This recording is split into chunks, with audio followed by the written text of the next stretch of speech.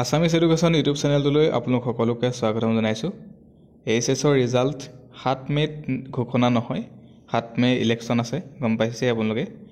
8 মে'টো result মুকলি নহয়, 8 মে' দিনাখনি বন্ধ আছে, হলিডে হয়। এইচএছৰ ৰিজাল্ট মুকলি হোৱাৰ সম্ভাৱনা খুবেই বেছি 9 মে' আৰু 10 মে' তাৰিখে।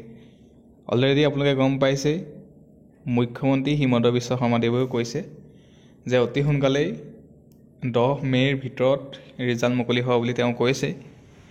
মই অলৰেডি ভিডিঅ' আপোনালোকক দি থোৱা আছে, আপোনালোকে সেই ভিডিঅ'টো চাই ল'ব।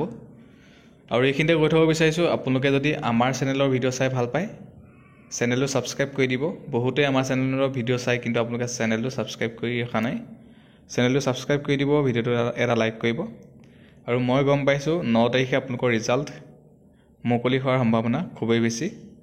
9 তাৰিখে আপোনালোকৰ ৰিজাল্ট মুকলি হৈ যাব, আপোনালোকে চিন্তা কৰিব নালাগে। চ' বহুতেই ভাবি আছে কেতিয়া দিব, আৰু মোক সুধিও আছে, মই সেইটো কাৰণে ভিডিঅ'টো বনাই দিলোঁ। চ' ধন্যবাদ। আজিৰ ভিডিঅ'ত ইমানখিনিয়ে আছিলে। 7 তাৰিখে 7 মে' ৰিজাল্ট মুকলি নহয়, সকলোকে ভিডিঅ'টো শ্বেয়াৰ কৰি দিব। ইলেকশ্যন আছে। 8 তাৰিখে হলিডে আছে, হলিডে দিনাখনি ৰিজাল্ট কেতিয়াও নিদিয়ে। আৰু 9 তাৰিখে আপোনালোকৰ ৰিজাল্ট দিয়াৰ সম্ভাৱনা 100% বুলিয়ে ক'ব পাৰি। আৰু 10 তাৰিখটো আপোনালোকে জানেই, 9 তাৰিখে নিদিলে 10 তাৰিখে দিবই চিয়'ৰ।